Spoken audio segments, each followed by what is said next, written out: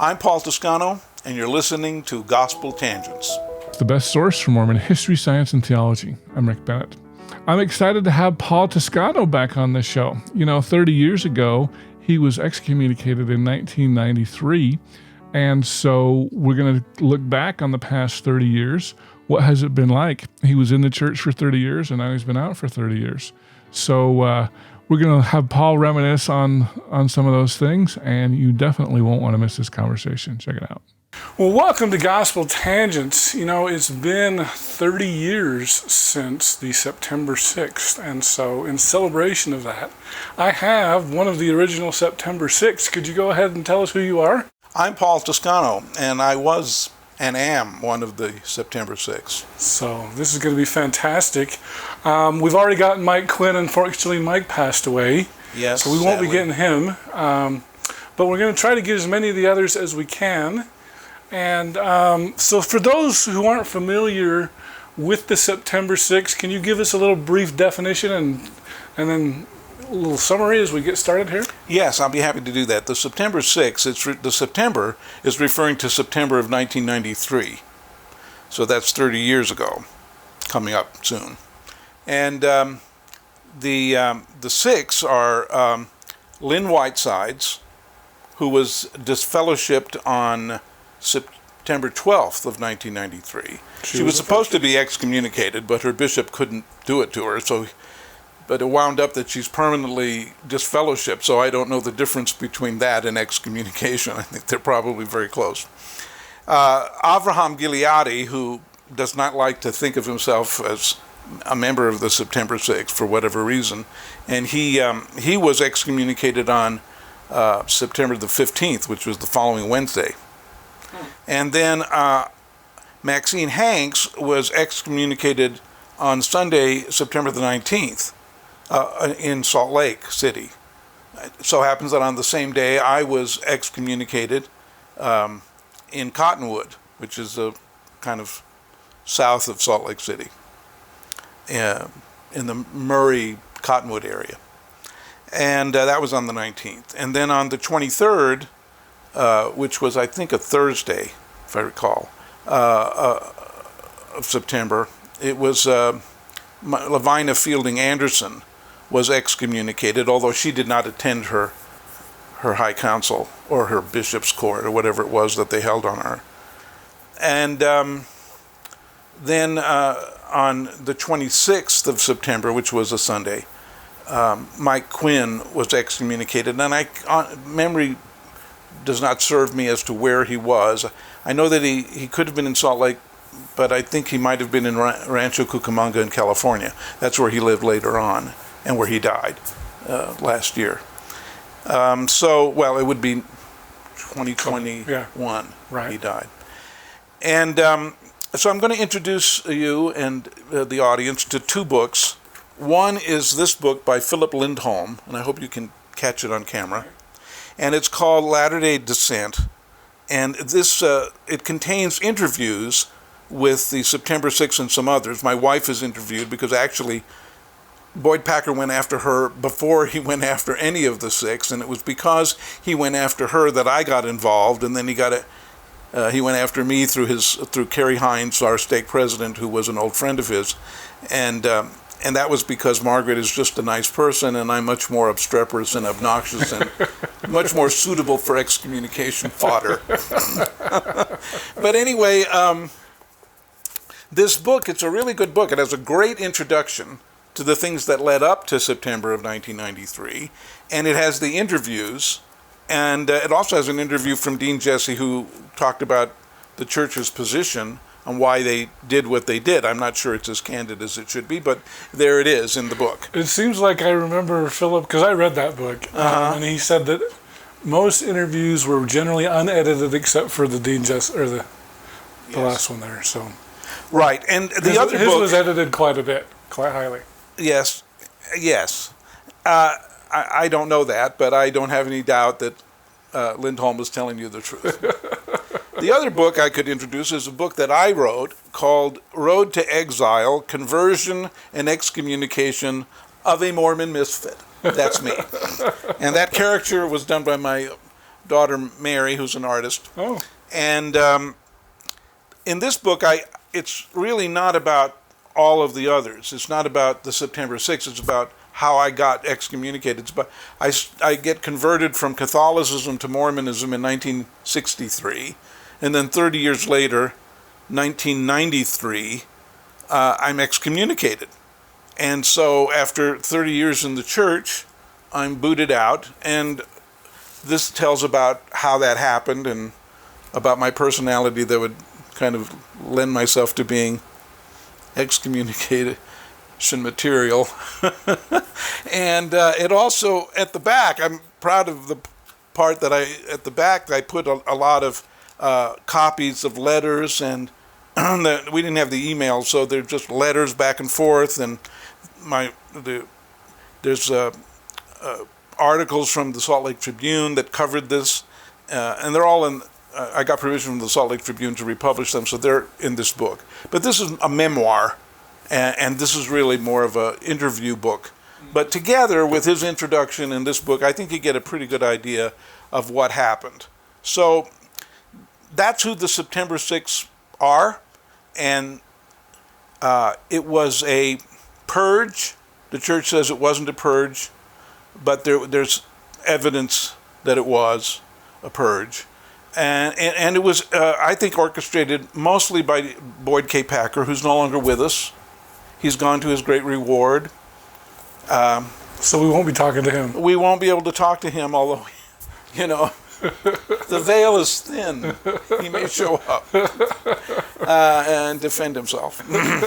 But the reason why he was able to do this, being not in the First Presidency, he was in the Council of the 12. He was, a senior member of the 12, but he wasn't the senior member. It was because Ezra Benson was, I think he fell off his horse or something, and after that he wasn't compos mentis, and he was mostly comatose or in and out of that. You can get a better picture of that from going to Steve Benson's website. If you look up Steve Benson September 6, or I can get that information to you. You can put it into the transcript. But he tells about how his grandfather was not functioning as president of the church. So when that happens, when a president is not functional, the way the church governance happens is that the counselors to the first and second counselor to President Benson, who were then Gordon Hinckley, or Thomas Monson and Gordon Hinckley, I think Gordon Hinckley and Thomas Monson in that order. And those two join with the 12 apostles to create 14 people that become the apostolic interregnum. That is, they as the council of the First Presidency of the Council of the 12, they run the church. And that gives the members of the Council of the 12 a lot more say-so, because they're actually functioning as in the First Presidency, so to speak, in this temporary situation. And because of that, Boyd Packer was able to convince the others, because he's very convincing, and he bullied people. Certainly. Howard Hunter was the president of the 12 at the time, wasn't he? I believe so. Because he was the next president. Well, I think you're right. I think he was president of the 12, but he wasn't a counselor in the First Presidency. Right. So he was president of the 12. And incidentally, I have a story about that I got about the time I was excommunicated in '93. In October of '93, I had a law partner who was very close to the Hinckleys and the family leadership of the church, the Huntsmans, and she told me that she was at a party right after I was excommunicated with some of the Hinckleys and the Huntsmans and some other people, and I don't want to be any more specific than that, which is specific enough. And Gordon Hinckley was there with Marjorie, and he didn't participate in the conversation, but he was listening to it.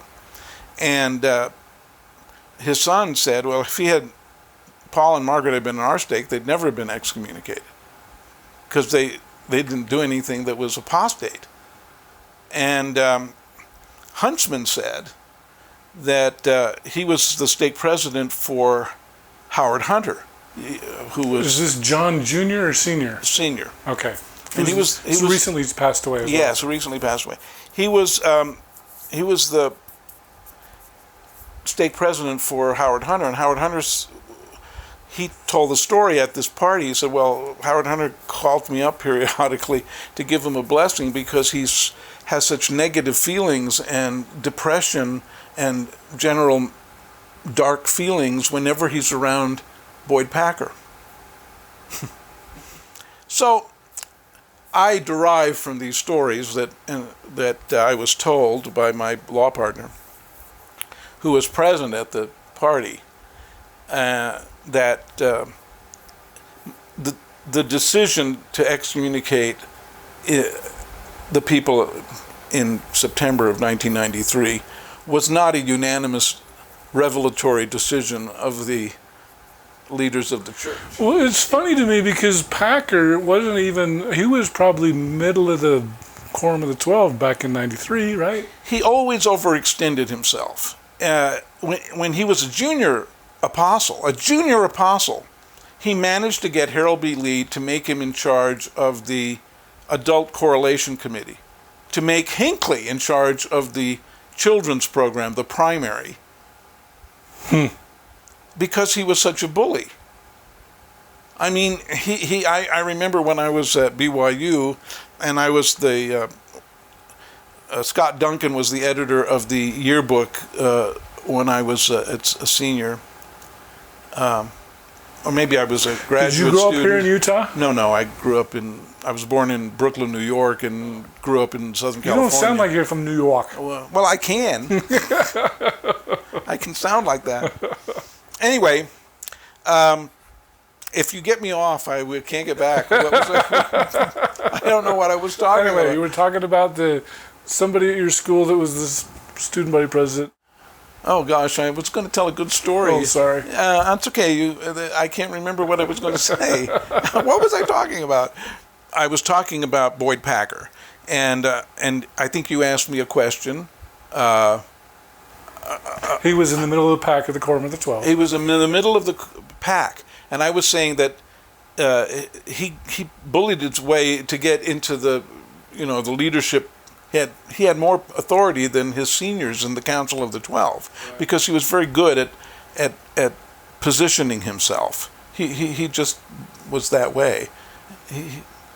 He was tough. He wanted to punch homosexuals in the face, and he made these statements to missionaries about that was okay to be. He wasn't averse to violence under certain circumstances. He's no longer with us.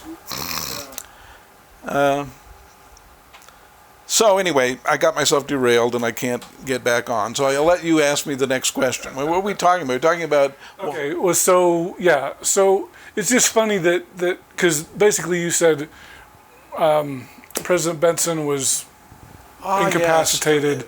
So the Hinckley and Monson kind of... Right. So they could, and so... One of the things that Boyd Packer engineered I think it was a month or two before September, was that Avraham's stake president, who I think his name was Randall Gibbs, down in Salem, Utah, he wouldn't excommunicate Avraham.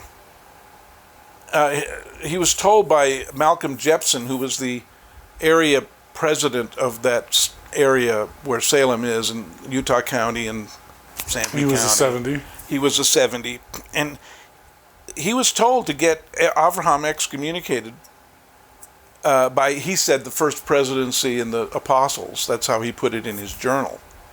But really, I think it was Boyd was taking the lead on that, and he wouldn't. Randall Gibb wouldn't do it, so they changed stake presidents and got a BYU religion teacher by the name of Leon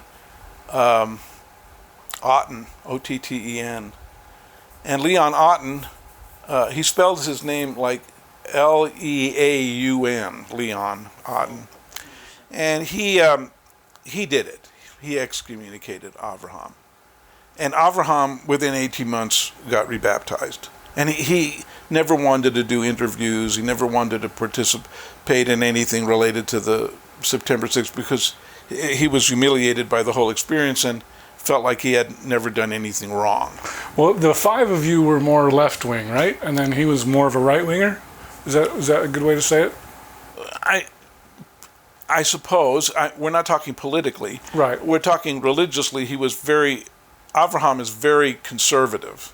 He not only observes all the Mormon holidays and federal holidays and state holidays, all the Jewish holidays, and I would be surprised if he just lives his life by the liturgical calendar. I knew him, but that's over 35 years ago. So you think he participates in Lent as well? I don't know. I can't answer for him. I think that he is moves more toward fundamentalism than, I wouldn't say polygamous fundamentalism, but he's more fundamental in his thinking. I mean, I can tell you what I think he taught. He taught about Isaiah.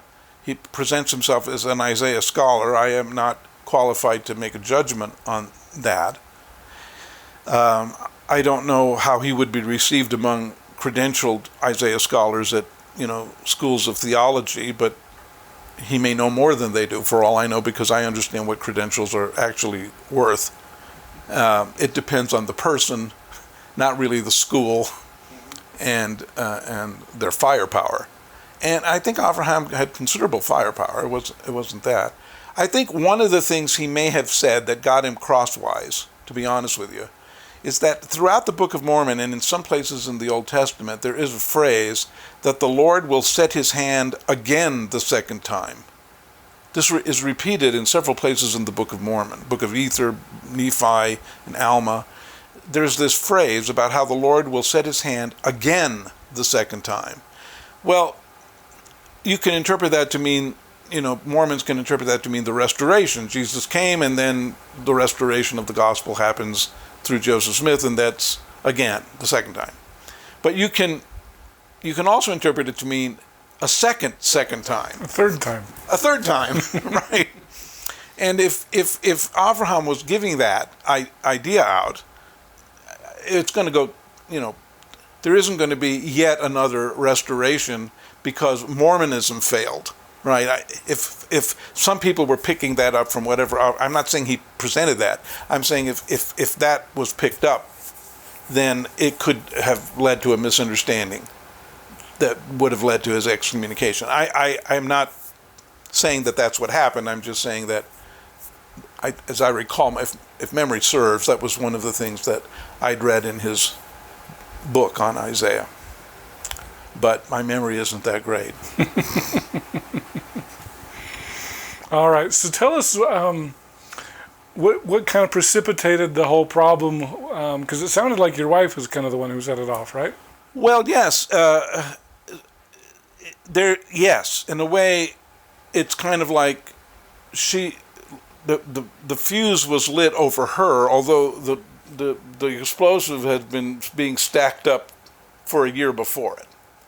If you actually, and Lindholm does a great job of talking about this, and I can't, my memory isn't good enough to remember all the details, but if you go back to 91, I believe it was in the, before the Sunstone Symposium of 91, there was some kind of it was like a memorandum, or I can't think of the right word, about symposia. Statement against symposia. That's it. Statement against symposia.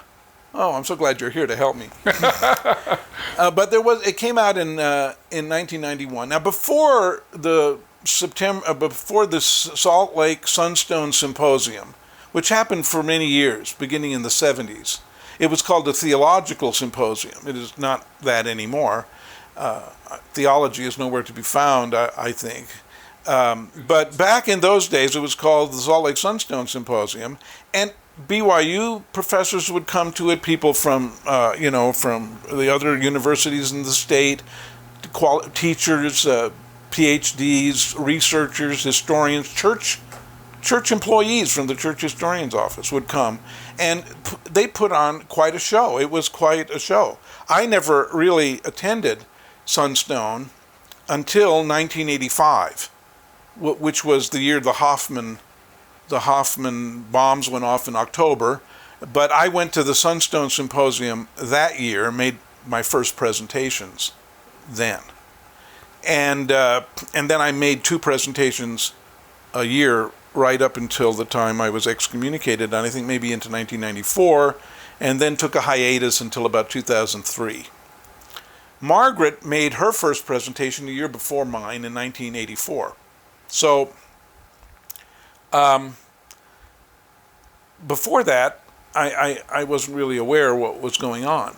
But when I went the first time in 84, and when I went to hear Margaret's, when I went the first time to hear Margaret's in 84, and then made my own presentations in 85, everybody came to Sunstone.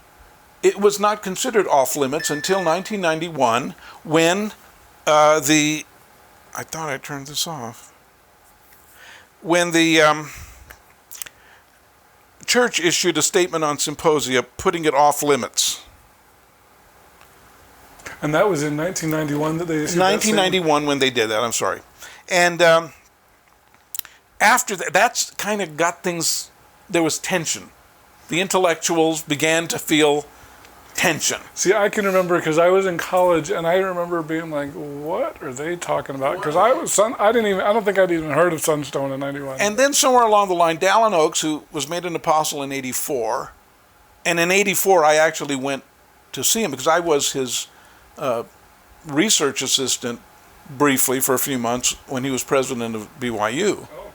And so in '84, after he became an apostle, I think we had an exchange where he was worried about something that I had written and published in a book called Gospel Letters to a Mormon Missionary, where I had said that, the priesthood, you can be ordained to the priesthood but not have the Spirit, or you can have the Spirit without the priesthood.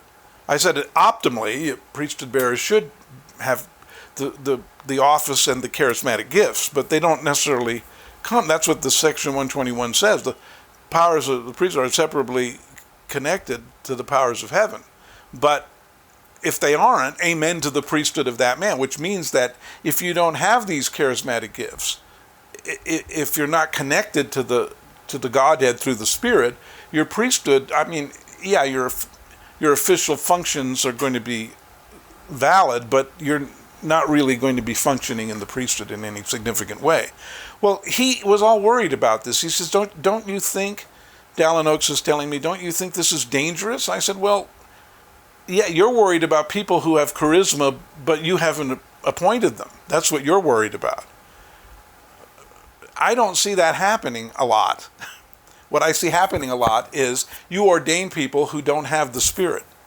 You've got mission presidents who see the missionary program as a kind of sales program.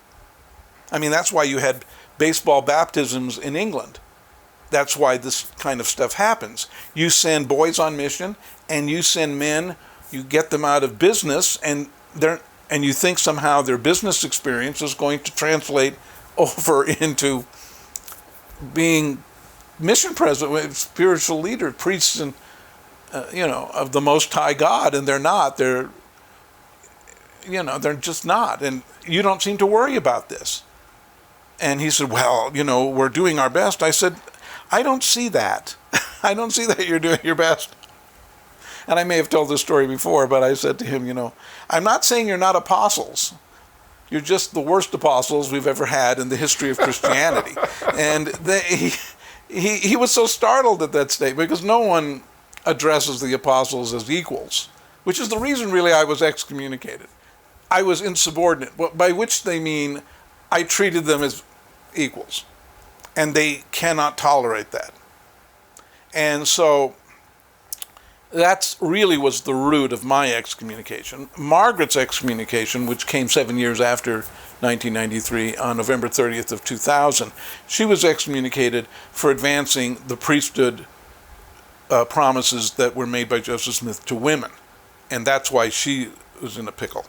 Mike Quinn was in a pickle because he post-manifesto polygamy, but also because he was a homosexual. And so they were all upset at this, and they can't they can't think through these things very well, because they grow up. They're marinated in privilege, and they're marinated in a certain set of ideas, especially Boyd Packer.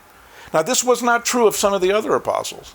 I mean, I don't think that it was certainly not true of Howard Hunter, and there are other apostles.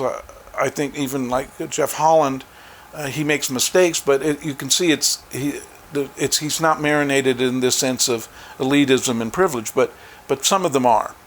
Certainly, I think Russell Nelson is, and it's hard to know what Henry Eyring is thinking about anything. He's balancing the books and counting the money that's in the Ensign Peak account with 124,000 millions of dollars. He's got his hands full, and they're building temples all over, so they've got their hands full managing the church. They think I'm an enemy of the church even now because I'm so frank. But the church does a lot of good things. It's just not good when it comes to theology and when it comes to the gospel. That it's not good at that. And I would say these things. This was all for 30 years I've said, and then for the years before. So yes, the symposium was shut down. So now who's going to the symposium? Only people like me who have complaints. The people who are defending the church don't go to the symposium anymore. And that was we could talk to each other, and we would listen to each other. I mean, when I was complaining then about the church, in the 1980s you're talking about. In 1991 and 1992, in that period of time, when I was complaining about the church, which I started in 1985, so 8 years, from 85 to 93, I'm complaining, and my complaints are getting more hysterical because no one's listening. I'm telling them foundational things. When you say no one, are you saying the apostles are not listening? Or? Yeah, I mean, the people at Sunstone listen, and I wrote essays that people don't read, and you get the sense that no one was paying attention to you. I think they do listen, but they don't hearken. Like, for example, they wouldn't have needed to excommunicate me. Boyd Packer could have picked up the phone and said, "Come up here." And I would have come up to his office. He would have yelled at me, and I would have talked to him. And I said, "Look, why don't we have a truce and just talk about this?" Because I think your problem is that you take the gospel and you take the theology of Mormonism very seriously, but you're not a close reader. So you don't know, when you get up in conference, you don't know how to straighten things out. Like, you take that statement that's very ambiguous in the Book of Mormon, You Can Help Me, where it says, we're saved after all we can do. Saved by grace after all we can do. Second Nephi. We're saved by grace after all we can do. Well, that either means we're saved by grace in spite of all we can do. After all we can do, it doesn't amount to anything what we've done because we have to be saved by grace. It can mean that. Or it can mean we are saved by grace only after all we can do. So works matter. Well, works always matter in the sense of horizontally, as we relate to other people, works matter. If I punch you in the face, that's a bad work, and if I serve you free dinner, it's a good work, right? I mean, it's horizontal, though. But works don't matter on the vertical between us and God. We cannot do a sufficient amount of good works on this planet that will be enough to earn heaven. Heaven is so great and wonderful that nothing we can do on this planet, in this reality of entropy where everything is always falling apart. I'm a perfect example of that. You can't earn your way. So you're saved by grace. And there's a prevenient grace that we're born with, and we're encouraged to seek truth, and the other thing is, if you fail in this regard, it doesn't mean you're going to go to hell, because Mormons don't believe in hell. Let me remind you folks, big selling point, Mormonism doesn't believe in hell. We believe in degrees of glory. Even the worst people go to the incomprehensible kingdom of glory. See, I did that. They don't do that. It's a big selling point, but they kind of bury the lead. So what are you going to do with these people? You're not, And so the saved by grace, or the fact that we don't believe in hell, is not things they're talking about. What are they talking about? They're talking about silly things like birth control, which is none of their business. Or they're talking about body piercings. Jesus had body piercings. Oh, really? Yeah. Oh. Yeah. Jesus had body piercings. Some believe he had tattoos when he came out of Egypt. We don't know. He was little. Our leaders are not good religious leaders. I mean, I have to give them credit for they got the church out of debt. In the 50s, they were in debt, and now we've got huge tons of money. I don't know what they're going to do with it. I don't know what your original charge of apostasy was, but wouldn't this be considered speaking ill of the Lord's anointed? Yeah, it is speaking ill of the Lord's anointed, but it's also true. Speaking ill means untruth, lying about them, saying they've done something, that they're running a child molesting thing out of a pizza place in Washington, D.C., or some crazy thing like that Hillary Clinton was accused of. That's slander or libel. Yes, that's evil speaking. But when the truth, how do they don't self-correct. I mean, when the prophet in the Old Testament was going astray, he was spoken to by Balaam's ass. Well, if Balaam's ass can correct a prophet, so can I. The thing is, it tests their humility. I'm not saying that I'm the prophet of God. I'm not saying I get revelation. I'm just pointing out that there are serious, if you listen to their conference talks, they're horribly boring. I think Mormonism is one of the most interesting religions on the face of the planet. But somehow, if you go to you've got a sacrament meeting and the High Council is speaking, he may choose or may be required to give a speech on the name extraction program. And if you happen to have brought an investigator to that meeting, that investigator is going to wonder, where is Jesus in all of this? And it's true, he's on the Book of Mormon cover and on the chapel logos. But if you get into Mormon theology, you find that he's a messenger of the Father. And I've said this in the last interview I did with you on the serpent and the dove. There's nothing in Mormon scripture that would suggest that Jesus has a superior deity, or that the deities go back infinitely. That's just something, it's a kind of a Newtonian nonsense that we made up in the 19th century. Silly. But what is true is that between 85 and 93, I was becoming more hysterical because I could feel like the church was doing things that was going to cause them to lose their membership. So in 1992, I and a number of other people, I think, I can't remember all their names now, but we organized the Mormon Alliance. Janice Allred, Margaret and I think some other people.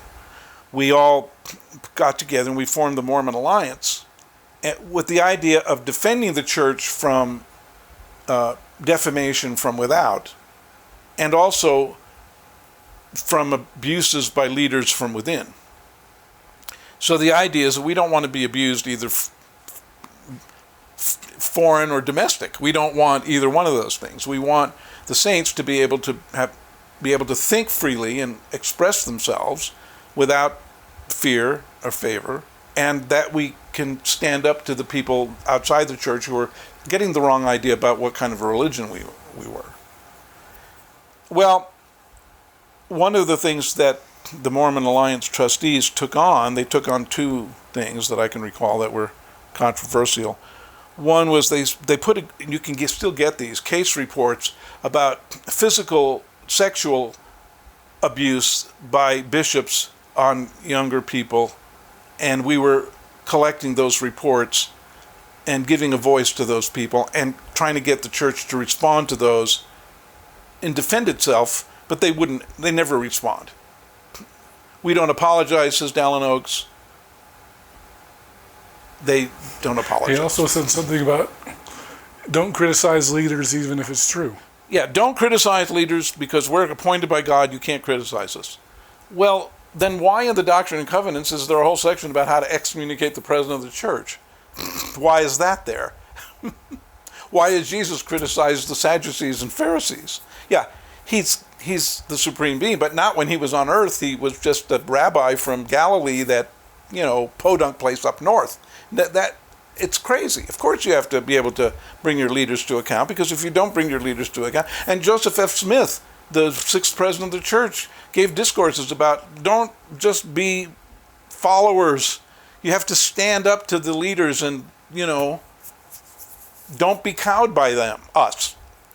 Well, we bury that. They bury a lot of things. So, yes, there are, don't criticize your leaders. So the two things I was talking about was the things that the Mormon Alliance did.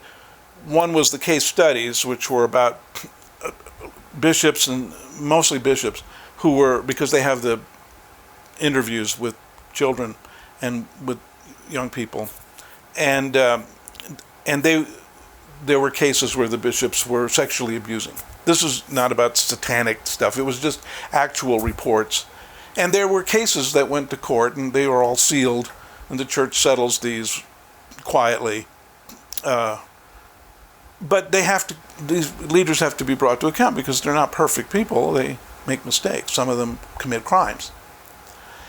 The other thing we did was that in early 1993, it was in April and May of 1993, so just a few months before the excommunications happened, the trustees of the Mormon Alliance got together at my house, and sometimes at a conference room somewhere, I can't remember where it was, where we were putting together a letter to the leaders of the church, which we completed. It took 6 weeks of meetings where we would all meet together, editing this thing, working so we could all agree on the language and on the content. And it was a wonderful letter. It's in my book here. I've included it. And it was a wonderful letter that outlined what we felt the leaders needed to avoid doing. We weren't telling them what to do. We were telling them what to avoid. You can't. One of the things that we told them to avoid was you can't hold councils on, disciplinary church courts on people in the stakes that are being engineered from Salt Lake. But you're pulling the strings. I mean, if the Doctrine and Covenants says that a Melchizedek priesthood bearer has to be tried by the High Council, you can't have the Quorum of the 12 instigating this from Salt Lake and pulling the strings, because these high councilmen will lose all their independence. So you can't pretend that you can't hide that. You can't do it. Stop doing that. Stop using They haven't stopped, though, have they? No, they haven't. I said you can't use the endorsement, the bishop's endorsement in BYU, as a way of controlling kids. Their religion is separate from their education. You can't threaten to throw them out of BYU and waste all that money in education, even though a lot of it is paid by tithing. That's not a reason.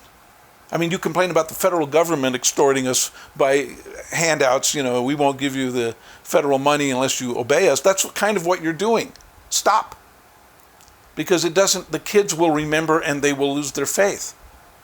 You cannot coerce morality, and you cannot coerce spirituality, and you cannot coerce devotion. But they love coercion. They do it to each other in the Council of the 12. The Council of the 12 isn't this way. The Council of the 12 is this way. And every junior apostle has his nose planted firmly between the buttocks of the apostle on the ladder ahead of him. Yes, I know you don't like it because it's vulgar. What they do is much worse than vulgarity. Except Packer. Well, Packer wouldn't do that. That's exactly right. He bullied his way around that a lot of the time, but in the end, I mean, he was having arguments. Lee was another one, right? Oh, Lee was just very upset at everybody all the time he was there. I mean, So it seems like J. Reuben Clark, Harold B. Lee, and Boyd K. Packer. And it started really with J. Reuben Clark, because J. Reuben Clark never went to church for 40 years and then was in the first presidency. I mean, here's the guy who invented family home evening, but never met with his own family. It's I'm not saying he couldn't have a good idea. I'm just saying that it is, when this stuff comes out, you begin to doubt how sincere. Now, I'm still, there's still Mormonism in me. It's 30 years after I'm excommunicated, and I still think that I know all the problems with the Book of Mormon and the translation and the Book of Abraham and all of that, the Pearl of Great Price. But I kind of look at it like parables. I kind of look at it like,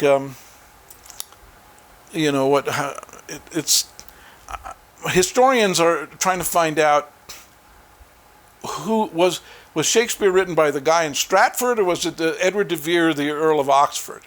Who was it? And I say, well, okay, I really don't care. Because I've actually read the plays.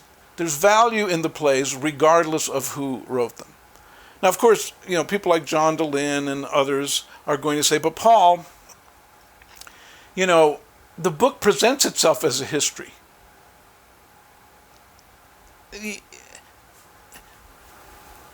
Yes, it does. But what if it isn't? Then the fact that it presents itself as a history is part of the charm of the book. You have to figure out that it's not a history. And why would God present us with a book as a history that presents itself as a history for which we can find little or no historical evidence? Why would he do this? It's because we're all trapped in a Newtonian view of reality. We all think that our perceptions are true. We all think that the world operates in one thing after another, cause and effect, or even if not cause and effect, chronologically, one thing happens after another, because that's how we experience it. Our sentences are one things, happen after another, subject, verb, predicate, right? We're trapped in this. Even the Chinese with their thing, they think logically, but what if it isn't exactly like that?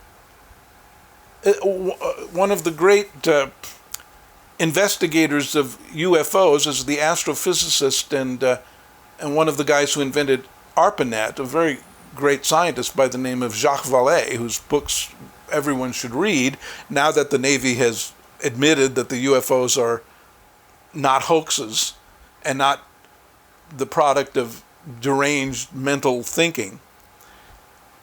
People should go back and read what Jacques Vallée has been saying for 50 years. They're not extraterrestrials. They've always happened. And we've never taken the time and the money to find out what's going on here.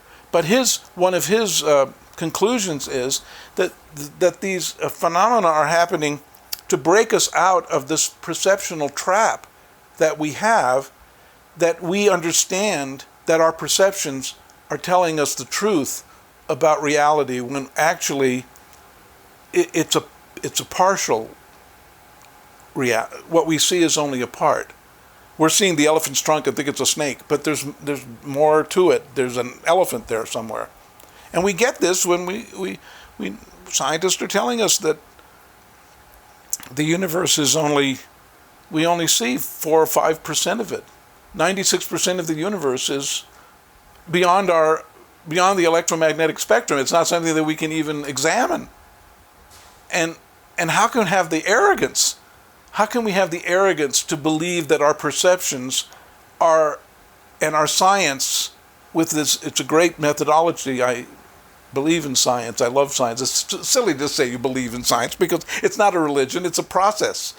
I believe in observation and experiment and quantifying evidence and getting the bad evidence out. I believe in all of that. I think that works. It works fine, but it doesn't work for 96% of the universe which we can't observe.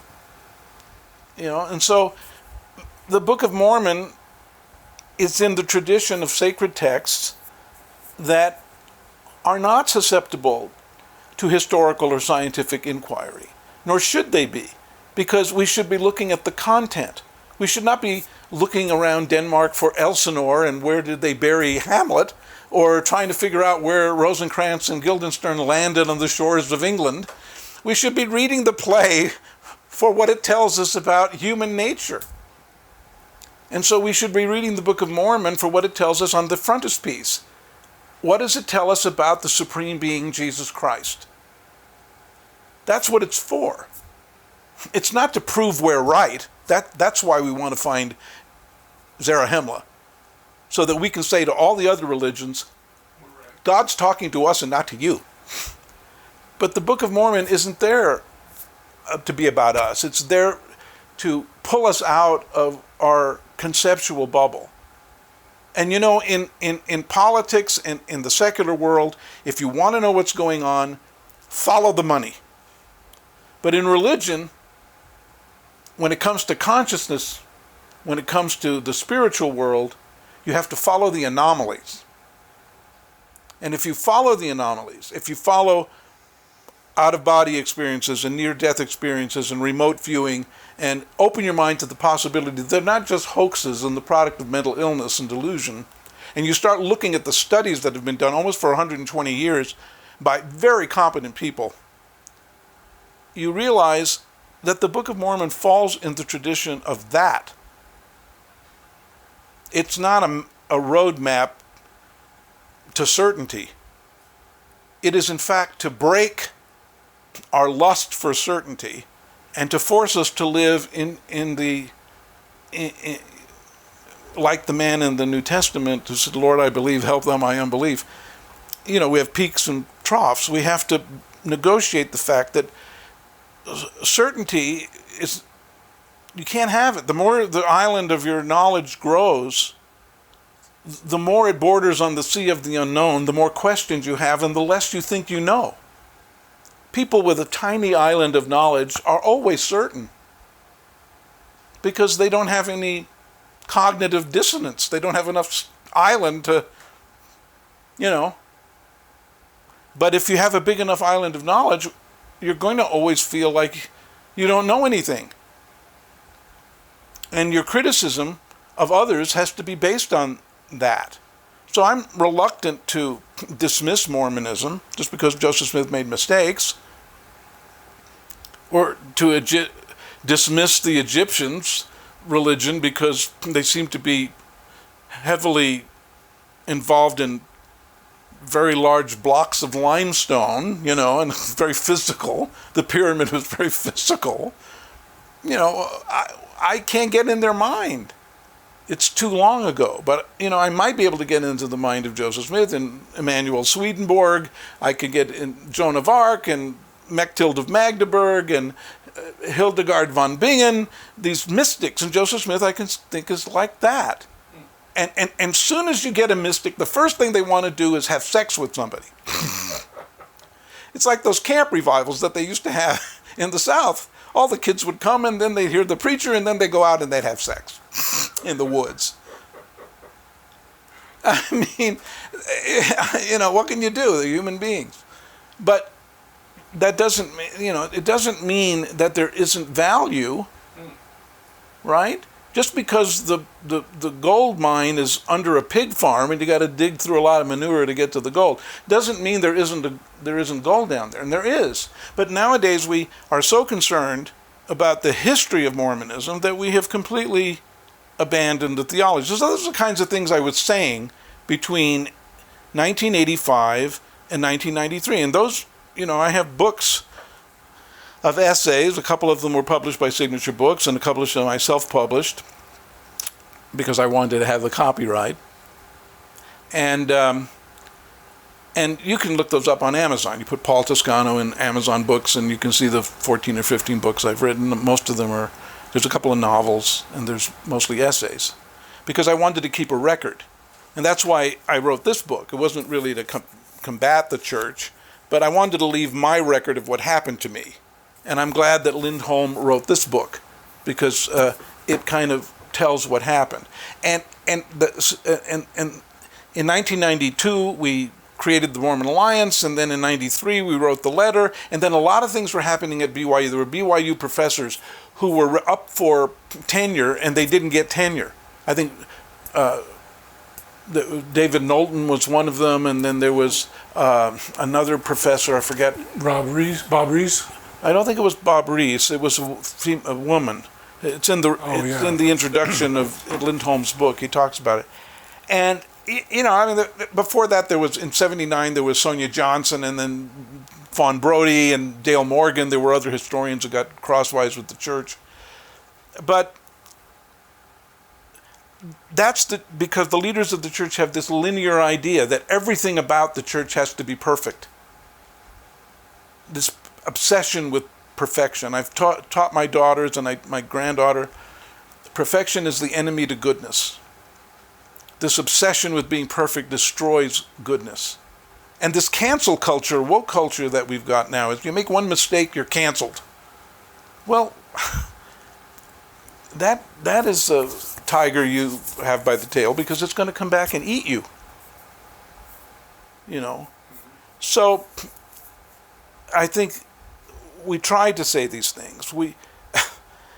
There was a writer, a Mormon scholar, who I had conversations with him. He's a good chap. He wrote Mormon Neo-Orthodoxy. I know, I forget people's names. They slip out of my mind. Do you know who I mean? I do not. And Mormon Neo-Orthodoxy, well, I can't remember his name offhand. It might be able to pop into my mind. He lumped me and I think Dan Rector and other people who had written, Margaret, and he said we're like evangelicals. We're not like evangelicals. We're the opposite. We're not fundamentalists, Christian fundamentalists, and we're not Mormon fundamentalists. But he listed us in the same category with Ernest Wilkinson, the president of BYU, which made me laugh because I met President Ernest Wilkinson, and he was a very lawyerly guy with almost no religious knowledge or experience whatsoever. The most religious thing is that he died on April 6th.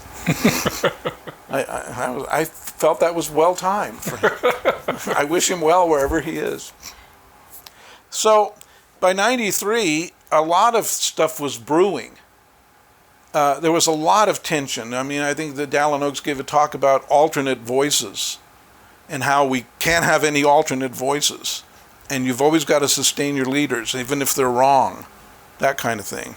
Which is what happened in both Mountain Meadows and the Willie Handcart disaster, right? Yeah, I mean it's a dictator's jackpot. Don't say anything mean about me, so I can proceed to do all the mean things that I do. It's absurd. It has nothing to do with whether you're called. A person who has the Holy Ghost, I believe, who has the Spirit, who is anointed and is trying to do the will of God, is going to welcome that. It's unpleasant. No one likes to be criticized. I've had criticism. I don't like it either, but I wouldn't silence the person. Sometimes it's very difficult to deal with people who are criticizing you because they don't let you defend yourself. Or they criticize you. I don't want. If somebody says I'm racist, I want to think about that because I try not to be. And I admit I might be because I didn't grow up with black people. I don't have that benefit of having that kind of contact. My life didn't go that way. But I don't want to be told I'm racist just because I'm a white male. That's 77. Because I don't think that's fair. But I know that there are some people who believe that's true. I would engage with them if they would engage with me about it, because I think then we'd have to talk about nuance. But if you're going to make a person, if you're going to attribute to an individual person the worst elements of the class to which he belongs, I think that's bigotry. And I don't want that to happen to me. By the same token, I don't want the apostles of the LDS Church, because they're in the Quorum of the 12 and First Presidency, to feel like they are immune from, they should be inviting criticism and have a mechanism to deal with it. Jesus never insulated himself from criticism. And notice they don't criticize. They excoriate young people and their members in closed meetings, but they're not speaking against the inflation. They're not speaking against the Starbucks guy that won't let his workers unionize and get $15 an hour, which is not a living wage. They won't speak and, they won't quote Amos 8, where the Lord says, I'm done with you because you tip the scales and you rob the poor. I don't see our apostles inflamed with the desire to help the oppressed. I see them with 124,000 millions of dollars in Peak Ensign and not spending any of it. Of course, that's not in a bank. It's all, where is it? Mobil Oil, Enron. It's invested. Invested with whom? I don't know. They don't tell you. They've got to repent. I don't feel called of God to call them to repent. I just point it out. You're losing members because you get on the wrong side of nearly every single social justice issue in the 20th and 21st century. And of course, you're going to look bad. And you can't hide behind Jesus' robes and say, like they did. They blamed racism on the Lord. I can't tell you how that infuriated me. They're going to blame racism on the Lord, or homophobia on the Lord, or xenophobia on the Lord, or misogyny on the Lord. Isn't that crucifying him again and putting him to open shame by blaming him for their sins? Paul, I was talking to somebody recently, and he said, do you think Paul and Margaret would ever get rebaptized? Maxine Hanks did, and who was the other one? I would get rebaptized. Oh, it was Abraham. I would get be rebaptized if they'd let me say these things. But they won't. They said that to me when, so you can't come back unless you say you've been wrong about everything, wrong about your attitude, wrong about the things you've said. We're right and you're wrong. And I say, well, we'll see. Death comes for us all. Even for apostles it comes. Even for me, an apostate, it comes. So you would get rebaptized if you didn't have to change anything and didn't have to... Yeah, if they let me speak, if they let me go on the circuit like Fiona and Terrell Givens and give my version of what it is, yes, I would. Wow. But they're never going to do that because it undercuts their authority. But their authority isn't based on truth. All authority has to be based on truth, or it's a shambles. It's the truth. And Jesus says, I'm the way, the truth, and the life, I think. And if you move off the foundation of truth, you're on sand and mud. And your building is going to collapse, and it's going to collapse like that building did in Florida. And you're going to be paying billions of dollars in reparations, whether you do that metaphorically or actually, is what's going to happen. Because you can't hold, it's like in science. You can't craft the evidence to fit the model.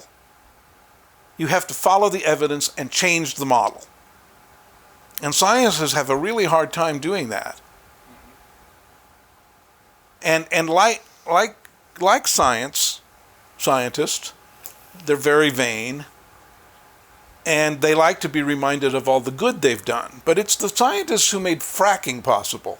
It's the scientists who made the oil companies as successful they are at damaging the planet. It's the scientists who perceive the ice shelf breaking off in the Antarctic who have contributed directly to that happening. Science is the one who creates the antibiotic, but they're also do the testing of the viruses, what they call the gain. There's a name for it where they they try to make the virus more virulent so they can find an antidote for it, but potentially that can escape. You know, they still have smallpox virus. I remember reading that in Russia they have it in a refrigerator that has a padlock on it. Oh, that just makes me so happy.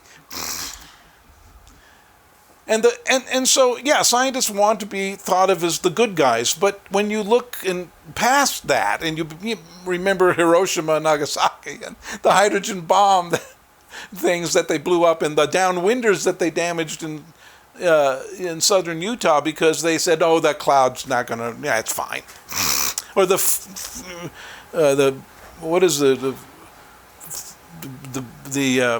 reactor in Japan, Fujiyama, I can't remember. I'm terrible with remembering names. 3 Mile Island, or Chernobyl, I remember that one. Yeah. So you have these examples of mistakes. Who did it? Scientists, technicians, and engineers. We rely on them for our comforts and for our civilization, and they should be honored for that, but we must not forget. And the same with the apostles. Same with the LDS Church. The LDS Church is not an instrument of salvation. It is the thing from which we must be saved. Our families are not instruments of salvation. They are the thing from which we must be saved. How do I know this? Because in the 23rd chapter of Matthew, Jesus condemns the Sadducees and the Pharisees, the church leaders, because the religion of the Jews was killing them. And with the idea of the family, I mean, the church, Jesus said, you have to leave father and mother. You have to leave father and mother. It's not your father and mother that I believe in family sealings, but those family sealings were supposed to be sealings of cohorts of like-minded people, spiritual family. But it changed after a certain time, and it became the exaltation of the biological family. That's why people are so worried. They're worried that their kids who go out and have illicit sex or take drugs, they're not going to be in the celestial kingdom with them. Well, they're attributing to God their own fear and their narrow-mindedness and their refusal to realize that people are on earth in order to experience things, and as heartbreaking as it can be sometimes, you're not going to be able to march arm in arm akimbo, goose-stepping into the celestial kingdom under orders. That isn't what happens. That was exactly what Jesus was against. He made whips, and one whip, I think, and booted them with the chickens and pigeons every direction, and was yelling at the Pharisees because they were so certain. They were the first Calvinists, at least as presented. I don't know how the Jews would see their own religion because I'm not a Jew and but at least as it's presented in Christianity. And I'm not saying that that's an historical reality about Pharisees, I don't know. But I do know that the idea of Pharisees is real, even if the Pharisees didn't exist at the time of Jesus in the way it's presented. And I've seen Pharisees. I've met Pharisees. I've heard Pharisees in the Mormon Church stand up and bear their testimony on Fast Sunday. I know that they exist. There are Pharisees in the Council of the 12. Boyd Packer was a Pharisee. And a bigger Pharisee than him was Harold B. Lee. And a bigger Pharisee than him was J. Reuben Clark. And Brigham Young was a Pharisee because they believed that you could mandate righteousness, but you can only mandate a kind of corporate self-righteousness. Real righteousness isn't something that is imposed on someone. It comes out of them if by kind of a grace, the grace of God brings it out. It unfolds, and it may take years for it to unfold. These are the kinds of things we tried in the 80s to 93, and when I got excommunicated, Kerry was very angry at me, my stake president. He said, it's like parents and children. I'm the parent, I set the rules, you obey. I said, Carrie, you're not that much older than I am. Second of all, you are a dumb real estate agent. I didn't say dumb. I said, you are a real estate agent.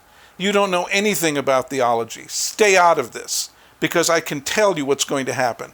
You're going to do the will of Boyd Packer, your old friend. You're going to excommunicate me, and then he's going to throw you away like an old newspaper, because you will have done your duty and then it's over. And that's what happened. Because in a corporate structure, like the church is corporate, the worker bees are like worker bees. You know, the hive is not bad metaphor, but accurate. In a corporation, the owners treat the workers like machines. And when they break down, they get rid of them. And if they have to have more profits at the top, they squeeze them at the bottom. And I ask you, the church is built like that. The women do a lot of the work in the church, but they have not a woman outside the home where the husband might be henpecked, but out in the structure, no woman can ever give a directive to any man, even a 12-year-old boy, really. Right. And the 12-year-old boys know that. They have more authority, more power, more status than their mothers. That's misogyny, because it has no basis in Scripture. 76th section, when it talks about the priesthood and people lining up to go to the celestial kingdom, does not put it in terms of men. The temple ceremony says, with the robe on the right shoulder, you can do any ordinance of the Melchizedek priesthood. And that's said to women at the same time it's said to men. If it means nothing to women, it means nothing to men. If it means what it does to men, it means the exact same thing to women. And because this will be aired, and the leaders of the church will hear it, they'll change that in the temple.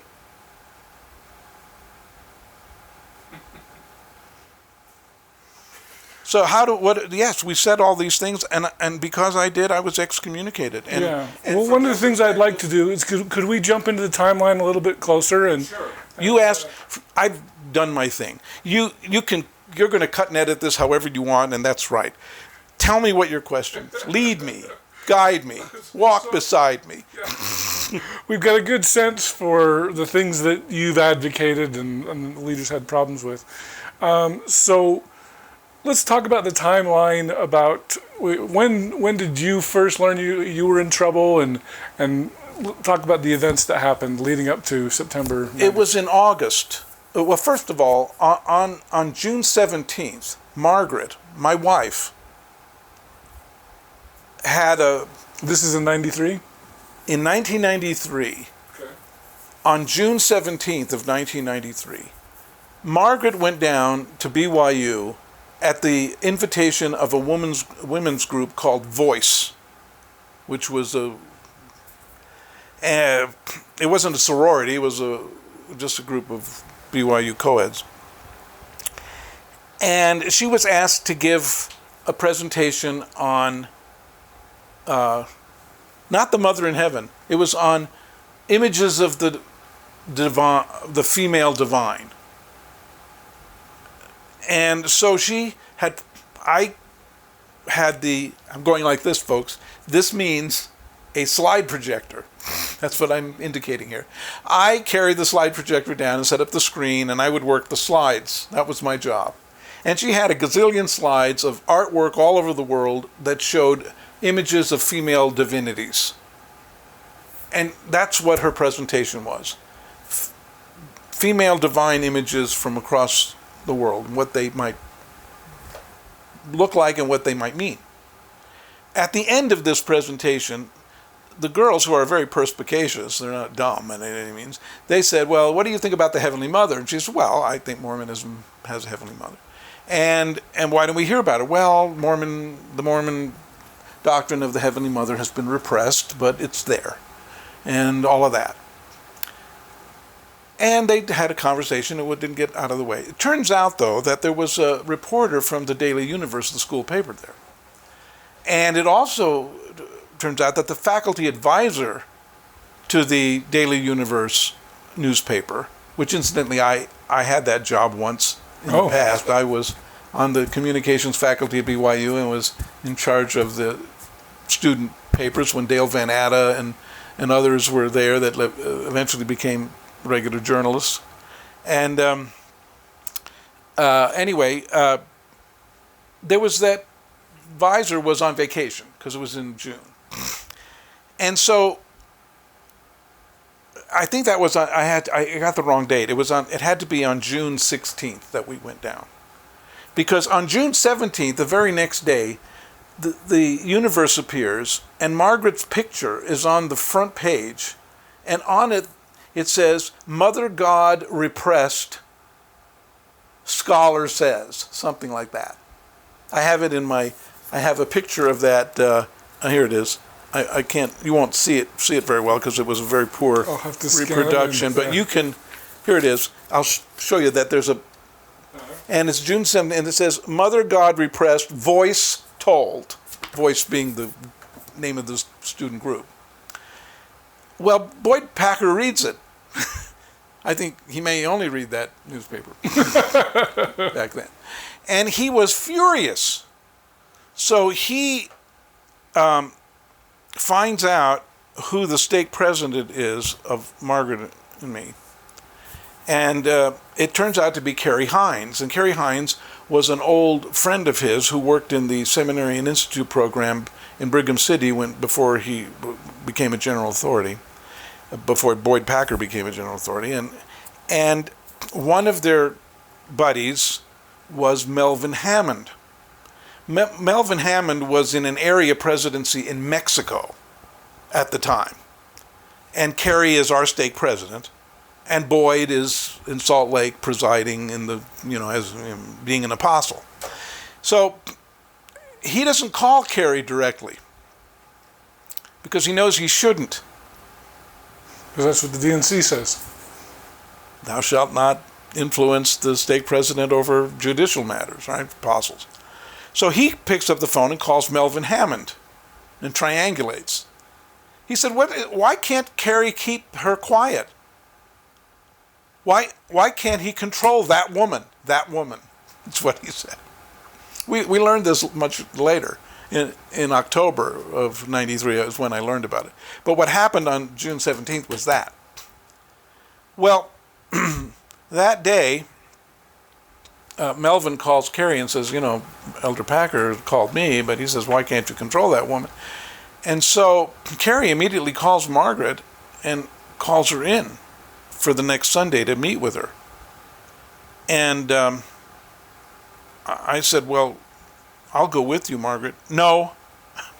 Did she know why she was being called in? Yeah, he said, it's about I don't know what he said. He said he was concerned about some of the things she'd been saying publicly. I think we knew that. And she didn't want me to go.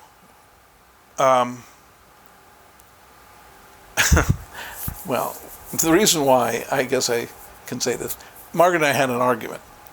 I said, well, just give in. Just tell him. I mean, if I went there, I just kind of give in and say I'd do it, but then go on and did what I want. I think you should maybe do that. And so she's putting her hair up, and I'm watching her. She's putting her hair up in the mirror. And she said, well, Paul, I'm not very comfortable with that. I mean, I said, well, sometimes you have to kind of just find a way to make things work. And then I said, of course, if it were me, I wouldn't do that. I'd just confront them. She turned around and she says, well, what makes you think I won't confront them? I can confront them. I may be remembering it. If she were here, she might correct me in exactly how I told the story. I'll have to get her side of the story. Yeah, get her side of the story. But that's how I remember it. I shouldn't have said that. I shouldn't have thought that she should have acted, that she should do something that I wouldn't do. That was wrong. I don't know how I did it. I did it wrong. I've done a lot of things wrong in my life. And I said, well, no, then don't do that. Just tell him what you think. And she did. She met with him. And he said she wasn't to speak publicly, write, publish, get in the newspaper, speak at Sunstone, publish in Dialogue, He wrote it all out. Nothing. He wanted to put her in the pumpkin shell, like, Peter Pumpkin Eater had a wife and couldn't keep her, put her in a pumpkin shell, and there he kept her very well. That's what, and she said, I'm not going to do that. You don't have that authority. And she was nice to him, but she says, I'm just not going to obey. Well, then he called me in. Not immediately, but eventually. I think our Wilson Martin, who was our bishop, got involved somehow, and I can't remember all the details now, but we were talking to him, and he was kind of interfacing with the stake president. But eventually I met with him around August 5th. This was just before the Sunstone Symposium, which was held at the end of August then. And he called me in, and he said, I think he thought he was going to be able to tell me, get your wife into control. I think that was his kind of overarching hope. But I said, well, I can't do that. I wouldn't do that, and I can't do that, and that's not how our marriage is. I don't... You don't tell her what to do. Ours is not a patriarchal marriage. So there it is. And he didn't know what to do, and then the conversation got worse. He said, well, this is where he said, it's like parents and children. I'm like your parent. And I said, that isn't true, Carrie. And that's when I told him, you're a real estate agent. Stay out of this because you're going to get hurt. And he said, well, you don't obey. Your problem is that you're a troublemaker and you don't obey your leaders. I said, well, you don't obey your leaders either. And he's, he looked very stunned. And I said, there was the head of what I thought was a deer on the wall. I said, you once told me that you shot this deer. He said, yes. It's not a deer, it's an elk. And I said, well, what do I know? But it's an elk. But you shot it. And President Kimball said, hurt not the little birds. He gave a speech about how you're not supposed to be killing the animals. And you violated that. So you don't obey the prophet either. And he said, well, that's not controversial now. So gone anyway, right? I said to him, it's no use talking to you, Carrie. It's no use talking to you because you're as slippery as it's like trying to put your hands on a barrel of eels. You don't stick to it. You want me to obey a rule that you don't have to obey. I mean, come on. I'm going to give the speech that I'm going to give at Sunstone. And I told him that I was going to give a speech called All is Not Well in Zion, False Teachings of the True Church. And that was the speech I gave. And that was the speech that they used in my High Council trial to excommunicate me. They focused only on that one speech. It wasn't based on Strangers in Paradox, which is a book that Margaret and I had published in 1990. It wasn't about any of the speeches I'd given at Sunstone. It wasn't the fact that I had supported a couple of missionaries on their missions, or they didn't look at my whole life in Mormonism. They just looked at that one speech. It was like pre-woke days. I mean, cancel culture. This was going to be canceled. One thing. Well, there was more than one thing, but they didn't look at those things. And they certainly didn't look at the content of what I said. And what was most offensive to them was a couple of quips or jokes I made at the apostles' expense in my speech. Evil speaking of the Lord's anointed. Evil speaking of the Lord's anointed.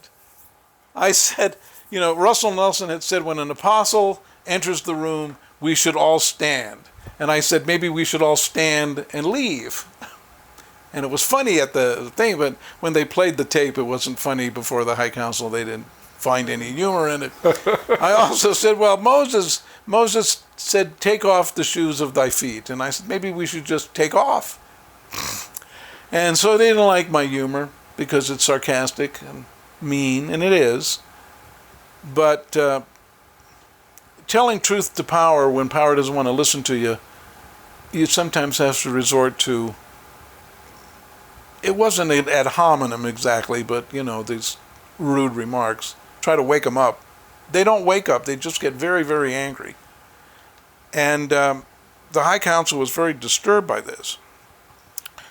And even though I had some character witnesses in, they didn't let Margaret in there until she came in as a witness, and then a character witness, and then they let her stay. I was in there alone. My daughters, there was a vigil going on outside that I didn't really know about, of lots of people with candles and things. And this was at 6 in the morning. I set it for 6 in the morning because I didn't want to start it at 6 at night and be there till 3 in the morning. I'd rather start at 6 and be there till 3 in the afternoon on Sunday the 19th. And my daughters, my three eldest daughters were out there. My youngest daughter, Sarah, who was 9, would not leave. She wanted to come in with me, but they said she couldn't, and so she sat on a little couch outside the door for the whole time I was in. She's downstairs now, and So this was on a Sunday. You were there from 6 a.m. until 3 p.m. Yeah, we got up at 5 in the morning. Wow. Now I will say something happened a week before, on the 12th of September, the prior Sunday. I don't sleep through the night anymore, but then I did. But for me to wake up at 4 in the morning would be very, very unusual. And I woke up at 4 in the morning, and I had just awakened from a dream, and it was like a presentment. It was a little stronger than a dream, but not a vision. And I saw at the foot of my bed, it seemed like there had just been 4 very elegant beings, oddly swathed in strange robes. They reminded me of the elongated statues of kings and queens that appear on the western portal of Chartres Cathedral. That's what they reminded me of, but they didn't quite look like that. They were and I could tell that these were somehow messengers of some kind. And I remembered what they just told me. It was very clear. And they told me that I would be served my summons that day, and that I would be excommunicated the next week. This was in your dream. It must have been in my dream, because I awakened from the dream and remembered that they had just told me that, and that they had just been standing there, but they weren't there anymore when I awoke. They weren't there. But they had. It seemed like. Who were these people? There were 4. There were 2 males and 2 females. But you didn't know who they were. Well, I wasn't told who they were. I assumed that they were angels or some kind of divine beings. And they had just told me that I would get my summons that day, and I remembered they had just said it. And they had said that I would get excommunicated the next Sunday. And I woke Margaret up, and she said, and I told her. And so I wrote about it in greater detail in this book. It's in the full story of that is there. And so that day there was a meeting of the Mormon Alliance at our house, just the trustees, to talk about some things. And in the middle of that meeting there was a knock on the door, and 2 men in suits came and delivered the summons on the 12th, and the excommunication was set for the 19th. And even though I thought, well, maybe I can talk him out of it, even though I was told I would be excommunicated, and not to worry about it. They said, don't worry. The dream said, don't worry about it. The dream said, don't worry about it. It's part of a larger series of events. It doesn't have any effect it won't have any real effect. So I mean, in my relationship, I guess, to God. Although it certainly did have an effect in the horizontal sense. I think what they meant is they can't cut off your relationship to God. They can't. The excommunication is not going to be valid. Mike Quinn used to say this. He says, I don't think my excommunication has been sealed by the Holy Spirit's promise. And I agree with him. That I don't think you can wrongly excommunicate someone. And I think that it may cut you off from fellowship from the ecclesiastical organization, but I don't think it necessarily has any effect on your spiritual relationship. But of course now, 30 years later, I don't think Mormonism has an exclusive claim on salvation like it claims. I don't think its claim is what they say it is. I think if you join Mormonism and accept the Mormon revelation on some level, and you participate in the narrative arc of ordinances that go from baptism, confirmation, the temple ordinances, all the way to the second anointing even. it's a narrative arc. It's a metaphorical arc that it's talking about your journey in mortality. I think that if you are converted to Mormonism and believe in it, you should carry through on it, because I think it's efficacious. I think you have to, in a way, be able to see beyond it. But I think that journey eventually does lead you beyond this set of metaphors, and you begin to realize that, in the Irish tradition, in the Russian Orthodox tradition, and in the Coptic tradition of Christianity, in the Jewish tradition, in other traditions of Hindus and Buddhists, and there are ordinances that are like this. There are rituals that serve the same purpose, not in the same way, not with the same symbols, not necessarily with the same background as we have in Western culture, but you have to open your mind to the fact that God does His work and doesn't report to the 12. So this Sunstone speech you gave in like August, that was the whole basis for your excommunication? Yes. And it was basically evil speaking of the Lord's anointed? Is that what it was? No, well, yes, they didn't say that. But what they said was that I was an apostate was because I was insubordinate and I wasn't obedient to the leaders of the church. My friend Fred Voros was a member of the High Council, but he was at a funeral of his mother-in-law in Canada, and so he wasn't there. But when he came back, he talked to the other members of the High Council, and they admitted to him, some of them said, well, we didn't think Paul was an apostate, but the way they worded our instructions, we had to follow the stake president. We felt like, I can't remember exactly the wording that Fred told me, but he felt that they couldn't do anything else but reach the conclusion that I had to be excommunicated. That was the gist of it. And so the idea was this had been orchestrated from Salt Lake? Oh, yes. And I mean, how do you know that? Well, because Steve Benson has written a long article about Steve Benson, who was the grandson of Ezra Taft Benson. In September of 1993, Ezra Benson was still alive, but comatose mostly. And Steve Benson resigned from the church, and his wife did too, and in part over my excommunication, because Steve had been taken in into a meeting with Dallin Oaks and Neil Maxwell, and had been told that they were aware that Boyd Packer had interfered in the excommunication, my excommunication, and probably the others too. I think the others too. And they admitted that to Steve Benson. But when the reporter, Paul Brinkley Rogers, who's a fairly famous reporter who was then 30 years ago working for the Arizona Republic, he was later a war correspondent, but he was working for the Arizona Republic, he called Dallin Oaks and asked him, and Dallin Oaks, a series of things happened where Dallin Oaks basically told Paul Brinkley Rogers a different story than he had told to Steve. And when Steve learned about this from Paul Brinkley Rogers somehow, he wrote a letter saying, you have to correct the public record. You cannot tell me something in private that's true and then lie to the press.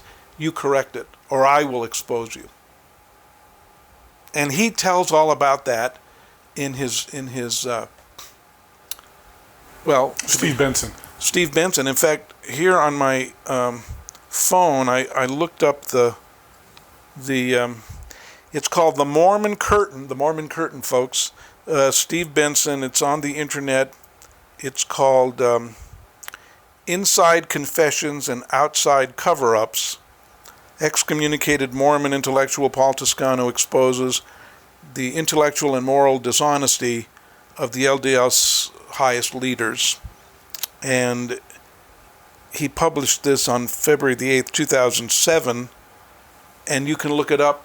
And he has a long, detailed explanation of Steve's involvement with Dallin Oaks. The other way I know is because I asked Kerry Hines before I was excommunicated in my August 5th meeting with him. I said, Kerry, did Boyd Packer direct you to excommunicate me? He said no. I said, Kerry, was the unmistakable import of his expression to you, did it indicate to you that I should be excommunicated without a directive from him? And he said yes. I don't think the wording was exactly that way because, as I say, it's 30 years ago and I can't remember what I wrote in the book. But the book was written. I went back through all my notes. I'd kept notes, and it's what was the fair implication. That's what I think. I said, was the fair implication of what Boyd Packer told you was that I should be excommunicated? That's what he wanted you to do. And he said, yes, that's true. So Kerry told me. And eventually it came out that Boyd Packer had been interfering. And also Hartman Rector told me that he knew that it was true. Hartman Rector Jr. was a 70 and general authority of the LDS Church. And he was aware of it. He was terribly upset about the fact that I was excommunicated. He looked into it, and he told me that his understanding was that Boyd Packer was behind it. So yes, I had fairly good evidence, So how come they didn't excommunicate Margaret at that time too? I think Kerry was exhausted with it, and I think that Boyd Packer believed that if he broke the sealing by excommunicating me, he felt like he broke the sealing between me and my wife and my children and dissolved my baptism and my endowments and all of that she had been punished.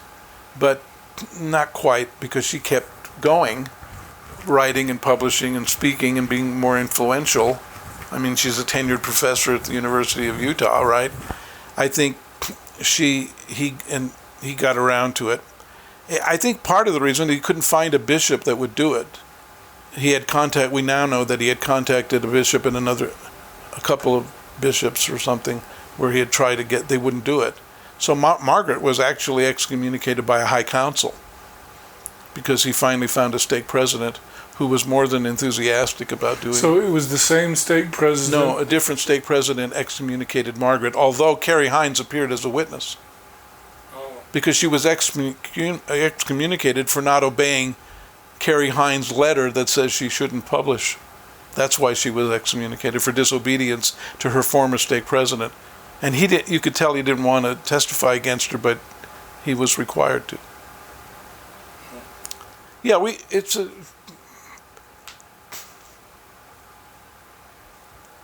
I can't quite figure out what the fear is that motivates all of this despotism. I can't figure it out. If God is for us, who can be against us? But they don't believe that, apparently. They don't believe in freedom. They don't believe in answering questions. Remember the missionary lessons? If you have a religious question, go and ask a prophet. We have a prophet that you can ask. Well, that's not true.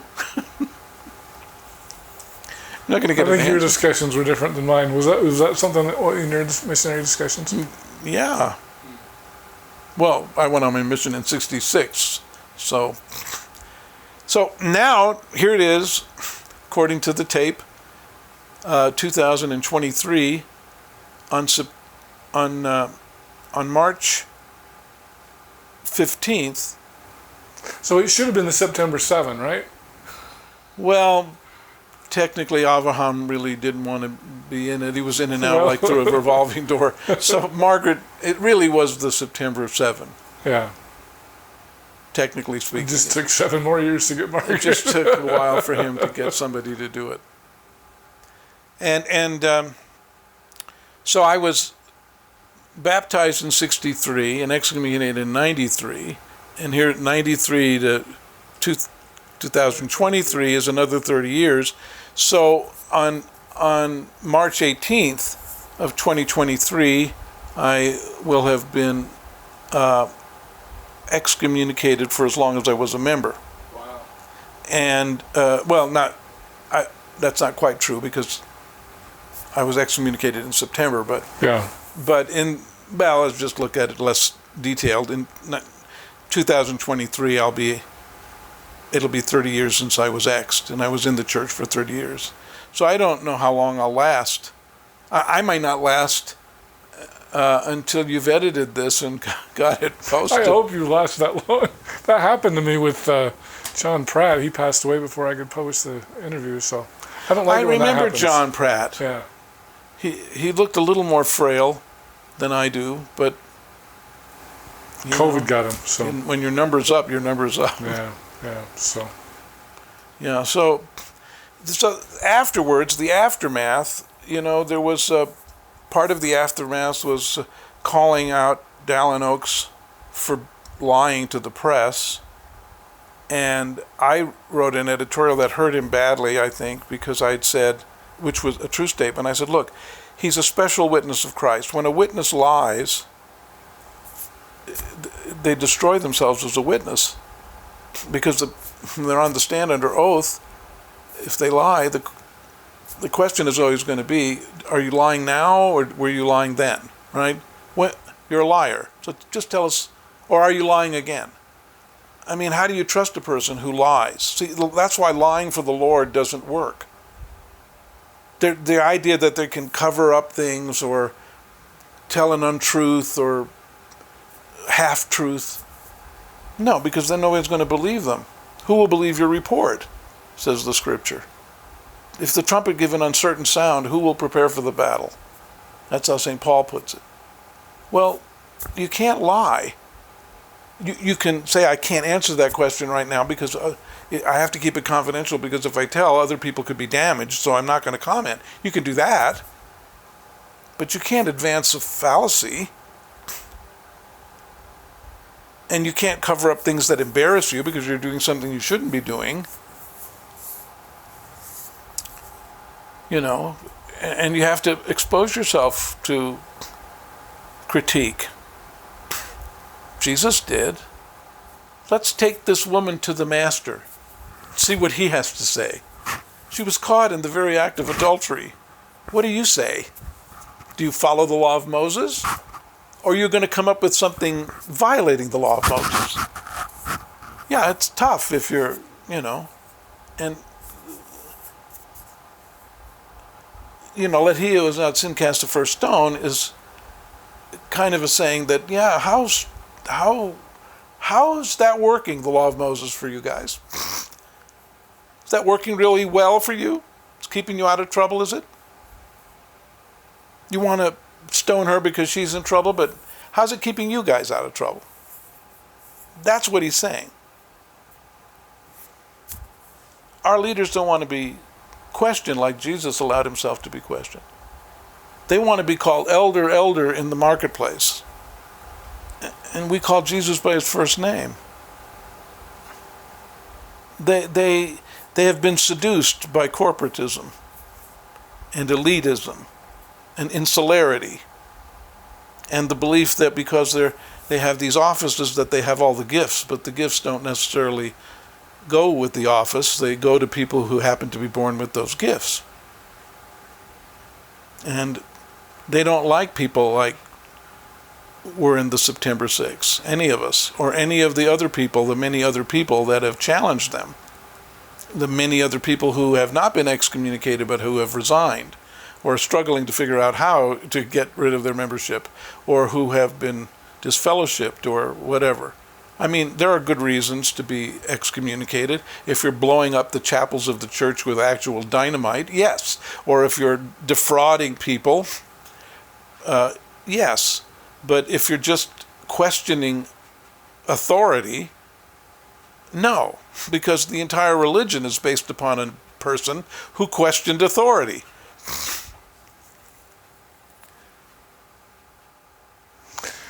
As you look back on these last 30 years, are there any lessons that you can take from this? Yes. I'm not sure I can tick them off. One of the lessons that I know is true is that God loves people I don't like. He tolerates a great deal, which is why people don't like God.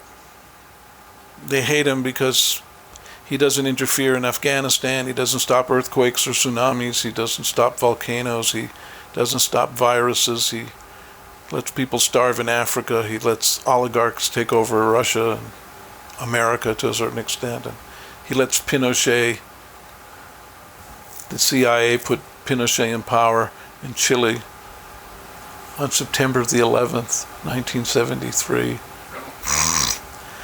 He does all these things, or doesn't interfere.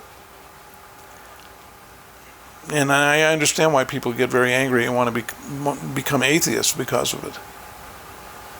But I think that unless we go through, either directly or indirectly through all these suffering people, through our empathy or even personally go through these terrible things, we will become or remain very arrogant. We will not have we will not have empathy unless we experience it for ourselves. Some people don't have to experience very much bad to become good. But some people have to experience an awful lot of bad before they realize that they're bad and that they have to repent. It takes a horrible experience. But in the grand scheme of things, mortality is a short, dark tunnel, and everybody goes through it. It's a tunnel it's a train that's going through this tunnel, and it's a train full of monsters. There are monsters on the train, you know. They're not always monsters, that's the problem. Putin is being a monster now, he wasn't always a monster. Hitler was a monster, he wasn't always a monster. Oftentimes monsters are made by just how they respond to the evil in the world. They become evil, fighting evil. That was Hamlet's problem. Hamlet was a prince who had his patrimony taken away by an uncle who shouldn't have inherited, but married his mother, and he comes back from the university. And he knows something's wrong. And his big problem was, how do you rid yourself of evil without becoming evil? How do I get rid of Claudius without becoming like Claudius, the evil king who had taken the throne? And so he says, well, the ghost tells him. And he says, well, can I rely on a ghost? What if this is the devil coming as an angel, or coming as my father in disguise? How can I trust the ghost? The play is the thing with which I'll catch the conscience of the king. Maybe the play, maybe psychologically, the king will reveal himself. But if I kill the king while he's praying, I'll send him to heaven and me to hell. And then he goes with Rosencrantz and Guildenstern to England, and it's got the secret message is, as soon as Hamlet steps on the shores of England, kill him. So he changes the letter so that he doesn't have a chance to do anything else. He changes the letter so that they kill Rosencrantz and Guildenstern, and he goes back to England. And then he sees that Ophelia is dead. And then he fights her brother Laertes. And the Laertes' sword is poisoned because Claudius convinced Laertes that Hamlet was evil somehow, and he poisons the tip of Laertes' sword. So if all that Laertes has to do is touch Hamlet, break the skin, and he's a goner. But in the scuffle, the swords get exchanged. And just to be sure, the evil king poisons the drink so that when Hamlet, during the recess, takes a drink from the sword fighting, that secures his death. But the queen, his mother, takes the cup and drinks it instead. and the switched swords, Hamlet hits Laertes. Where does this all go? What am I going toward? Going toward the end of the play. It's only when Hamlet himself has been touched with the sword and is poisoned, and Laertes is also poisoned. It's only then when Hamlet knows that he cannot benefit from the king's death. It's only then that he kills Claudius. It's only when he knows he cannot profit from the regicide. Well, what's my point? My point is, the struggle of life is, how do we deal with evil without becoming evil? And sometimes the only answer is kind of Sherlock Holmes's answer. You take Moriarty with you over Rickenbach Falls and you both die. You don't profit from the death of the evil. And Mormonism isn't there yet. Mormonism still wants to triumph. People disaffected, the Exmos, people disaffected from Mormonism are going to prove that it's wrong by Joseph Smith couldn't translate anything. Well, I could have told you that. And the Book of Mormon isn't history. Well, I could have told you that. And therefore the whole thing is false. Well, you can only reach that conclusion if you're absolutely certain about the reality in which we exist, of which we can only see 4%. And maybe these things that happen, these sacred texts, these anomalies, UFOs, out-of-body experiences, remote viewing, all these weird things that happen, are here to break our sense of certainty that our reality is as linear as we think it is. And maybe we have to be a little bit more respectful of mystical experiences, even when the mystics themselves are not particularly reliable bankers, reliable city builders, reliable pioneers, reliable managers of ecclesiastical organizations. Maybe we have to pull back and take a broader view. That's the lesson I've learned. So where I was very Mormon at one time, I've become more ecumenical. Jesus is not a Catholic. He's not a Mormon. He's not a Jew. He's not a Hindu. He's not a Buddhist. But he's, in a way, all of those things in some. He's the truth that's in all of those things. That's how I look at it. So, maybe the excommunication was necessary for me. I wish they hadn't excommunicated Margaret, but I think in a way it hurt her family, because she's very, she's got Mormons all the way back to Kirtland and the Colesville branch, I guess. Yeah. And so, I wish, that's why I interfered. I thought, well, maybe if they get rid of me, it won't. But it worked. I mean, Boyd Packer, his plot worked. He did silence us, and of course, a lot of intellectuals won't quote us, or if they quote us, they don't attribute the quote. And because we're stained. Excommunication, if its purpose is to stigmatize, it works very well still. So, Paul, can you talk a little bit about, I think you're both an ex-Mormon hero for some, and you're a pariah, an ex-Mormon pariah for others, because you strike me, and I know you call yourself an agnostic, or it kind of depends on the day of the week whether you're a believer or not, but you strike me as, especially when we think about some other people, Sonia Johnson, John DeLand, people like that have just gone away and said, I don't believe at all. But you're still a believer, right? I believe that Joseph Smith was a genuine mystic. And like mystics, he led a very conflicted life between his spiritual or life, his mystical experiences, and his the physical reality of his mortal existence. I think there was a great conflict. I think that's why he was told he would be known for good and evil. Because I think when he operated in the physical world, in the political world, in the real world of flesh and blood, he made mistakes and he cast a shadow. He did things that maybe he thought were right, but people are going to judge very severely.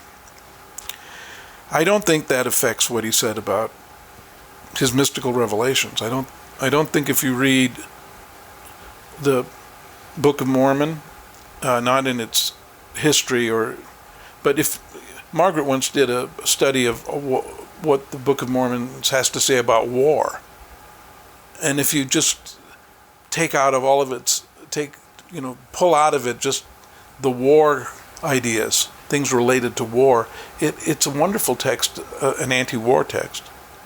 As we look back on the last 30 years, I'd like for you to address two types of critics. Your Orthodox Mormons, active Mormons, and then your ex-Mormon critics. Let's go with the Orthodox first. Well, the Orthodox critics are just saying, you must have done something bad if Boyd Packer threw you out. I mean, he's the apostle, you're not. We follow, we obey. You didn't obey. It's Kerry Hines telling, they're the parents, we're the children, we obey, and they set the rules. What's wrong with you? Well, my answer to that is that I didn't get baptized in the name of the 12 apostles. I didn't swear allegiance to them. God is, I have days when I have a hard time believing in God. But at heart, it tips in favor of the existence of the Lord, and so I say yes. I'm His creature, not their creature, and they are no more His creature than I am. There's Jesus and all the rest of us. There's the Holy Ghost and all the rest of us. There's not a hierarchy like the Council of 12 has. It's not a seniority system. They've invented that, and it's wrong. Succession to the presidency should be by revelation. We should not progress by funerals. And so, to the ex-Mos who are not Orthodox, the critics who have left the church, they say, why do you continue to believe, Paul? Because I'm not a scientific materialist. Because I don't believe the universe is simply one flat plane of molecules. Beneath the periodic chart is the standard model, and beneath the subatomic particles, which is incomplete. And beneath that are the wave field theory. And beneath that, there have to be something that is like consciousness. I don't believe that the brain produces mind. I believe that brain is more like a radio that's getting a transmission from somewhere else, rather than like a tape recorder that is playing back something that's inside of it. And for that reason, I understand that mysticism is difficult. A mystic like Joseph Smith or somebody like Hildegard von Bingen is going to get all kinds of things coming through that when they try to present it, it's going to look goofy. I hope you enjoyed our conversation with Paul Toscano, one of the September 6. In our next conversation, we're going to switch gears. I was actually surprised that he knew Steve Christensen, the man killed by pipe bomber Mark Hoffman. Because we had become friends, and he told me in confidence that he was having a faith crisis. And I said, well, maybe there's a historical basis for the Book of Mormon. It was a Book of Mormon faith crisis because, we can't seem to find any adequate physical evidence of the historicity of the Book of Mormon. Well, and I'm sure Mark was feeding him a lot of stuff that was causing that faith crisis too. I believe that might be true. And I said, well, I have a story that is in the other direction. It may be helpful to you. If you like what we're doing here on Gospel Tangents, please become a paid subscriber at gospeltangents.com or patreon.com/gospeltangents. We've got full transcripts on our website at gospeltangents.com. And if you'd like to check out some of our other conversations, click over here. Thanks.